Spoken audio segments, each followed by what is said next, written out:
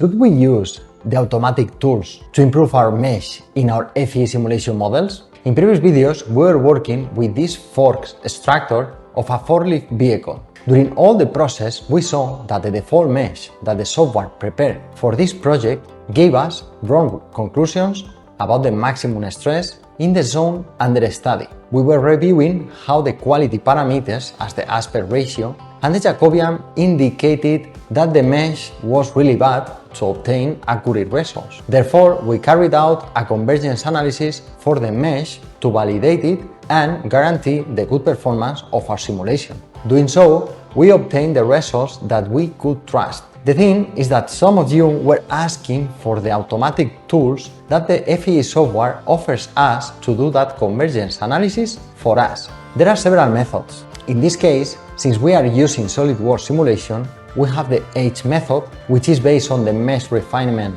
in the zones where the stress increases, and the P method, which is based on the polynomial order of the element, but not touching the mesh. Let's see how useful they are, but as always in this channel, I want to go a step further and discuss with you when it's a good idea to use them and when it's not. Subscribe if you haven't yet, and let's get into it.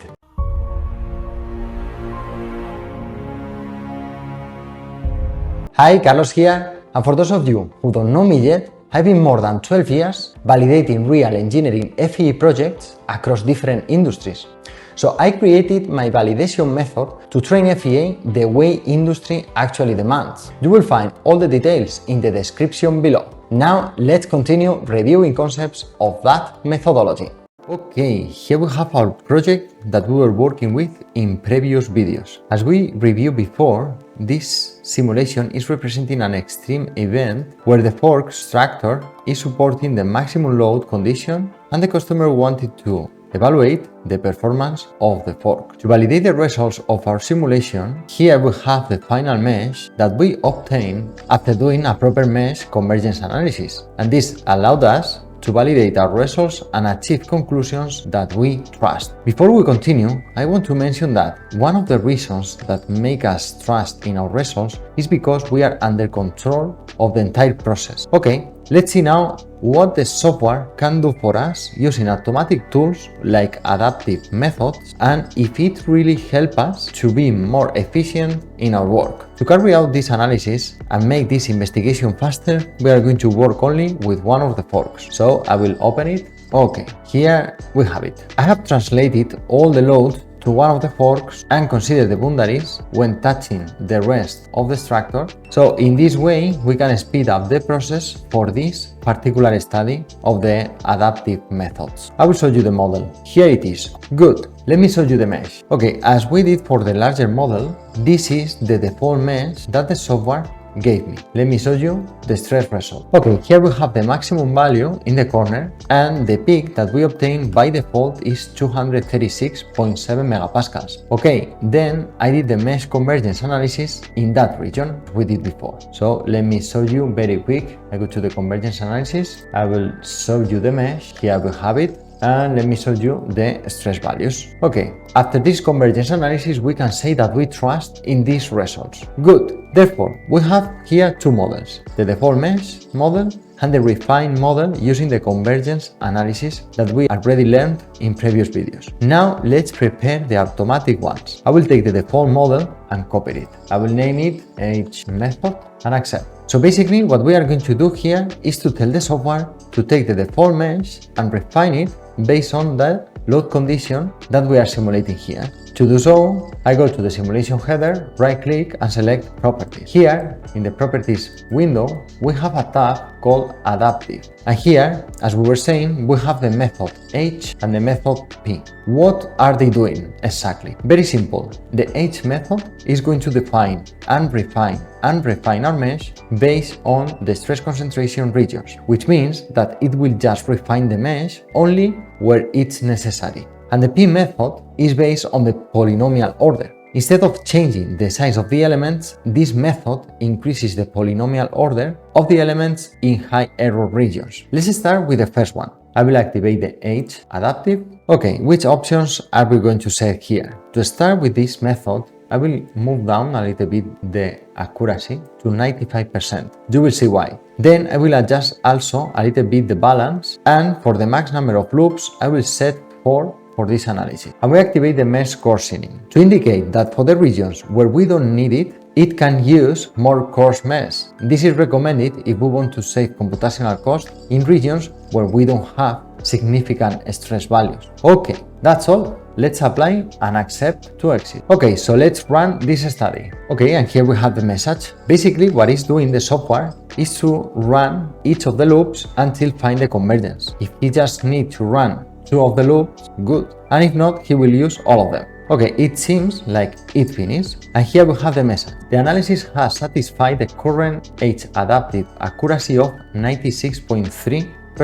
Not bad. Let's say OK and OK. Without analyzing the mesh in detail, we can see that the maximum value is quite close to the peak that I showed you before after doing my convergence analysis, right? In addition, we can take a look at the convergence plot of the study. I will select here the bone misses only, just for you to see the same shape of graph that I prepared in the convergence analysis. And here we have it. We can see how it achieved the convergence in just 2 loops. At the horizontal axis, you have the number of loops, and in the vertical, you can see the bone misses stress values, the same that I showed you in my graph. Good. So the automatic method achieved a similar value of stress as I obtained before, but let's take a look at the mesh. I will go to the zone under study. What we can see here, do you really believe in this mesh? We can see that the mesh far from this region is using a very coarsening mesh. That could be okay,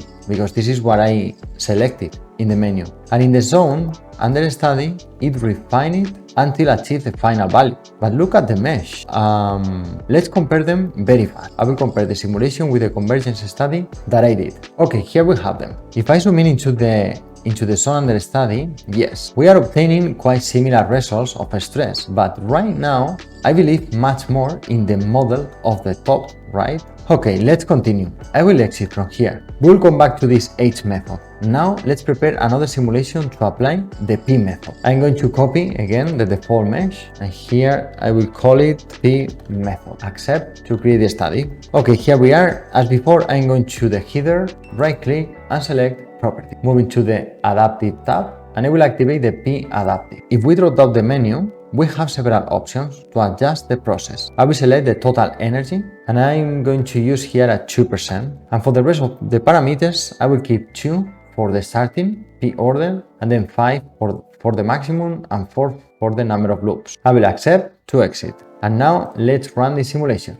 Oops, this pop-up appear. What is it telling us? This method doesn't support the independent mesh that the software generated by default. This warning is a very key important point in FEA simulation, and I always treat it in my advanced training about contact interactions. I will do a video also talking about it. Okay, so let's solve it. I will say OK, and now I move into the simulation menu, drop down connections, and go to my global interaction, right click and select Edit Definition. Okay, here we have the contact definition. It's a bonded contact, which is what I wanted, but now we need to move at the bottom to the Advanced option and drop down the menu. And here I will activate the option Enforce Common Nodes Between Touching Boundaries. I will accept, and this warning is telling us that we need to remesh the model since the interactions change. Good, so let's remesh again. I click OK, I go to Mesh, right click and select Create Mesh. I will keep the same parameters and I will accept. As the mesh is not accurate enough, it's warning us about 2 distorted elements. I will say yes, because this is normal since our mesh is still very robust, and now we are enforcing to do more accurate connection between components. So I just accepted it. Okay, here we have a new mesh. Not bad, right? If I zoom in into the interactions, we can see how now the nodes between components are matching. Here, here, here. This is the level of accuracy that I normally recommend to use in real projects since it's much more accurate. Here we can see how all of them are matching here and here. Okay, so let's run this study. Okay, and here we have the results. But what happened here? The maximum value now, it's not around 280 megapascals, but it's much higher, right? And it's not what we were expecting. If I zoom in into that region, we can see a very local zone highlighted here, which is where the transversal cylindrical housing is welded to the main body of the fork. If you remember, when we created the mesh, the software told us you have two elements distorted. Well, the software was right, and here we have them. Normally, when we are using the mesh connecting nodes, because here we can see how they are matching, but when we are connecting a curved surface with a flat surface, it's recommended to use curvature-based mesh. So I'm showing you all of these issues because it's the way we need to learn FEA for real engineering projects. As you will see if you check my training courses, in the description you won't find an official certificate, but you will find a way to apply FEA with a real engineering mindset as industry actually demands. If I showed you only the nice path of simulations, when you create your projects, you will face issues, but you won't be mentally prepared to face them. Let me know in the comments what do you think about all of this. Now let's solve this issue. I go to mesh, right click and create mesh. The warning appears, so I say okay, I want to remesh again, and then here I'm selecting the curvature based mesh and I will accept to create the mesh. Okay, let's run this study. Okay, here we have the results. Now this value makes sense, right? The peak of stress is showing us a value of 285.66 megapascals, which is quite similar to the value that we obtained before in the previous simulations. Okay, let's compare them. Here we have the four models. The first one is the default mesh. The second one is the mesh that I prepared after my convergence analysis. And here we have the other two that we just created considering the adaptive method that the software offers us. If we look at the two automatic methods versus my convergence model, we can see that the values are quite similar. But why are we able to validate these results that the software is giving us? 283.35 and 285.7. If I zoom in into the zone under study, looking at this mesh, would you trust it? I don't think so, right? But as we have a reference model that we know that it's correct, we can say that the automatic tool is a great option since we don't need to calibrate the mesh by ourselves. And we can conclude that the software will do it for us. As you guess, this is not the philosophy that we are following here, right? In the next video, we will enter into the detail of how to deal with these adaptive results and if these automatic options can be helpful to work in real projects. You will see it very clear. My mission with all of this is to prepare you to face any challenge you will find in your real simulation. And as always, if you want to make the difference and learn how to actually apply all of this in real engineering projects using my validation method, you can find all the details in the description below. Subscribe if you haven't yet. See you in next simulation.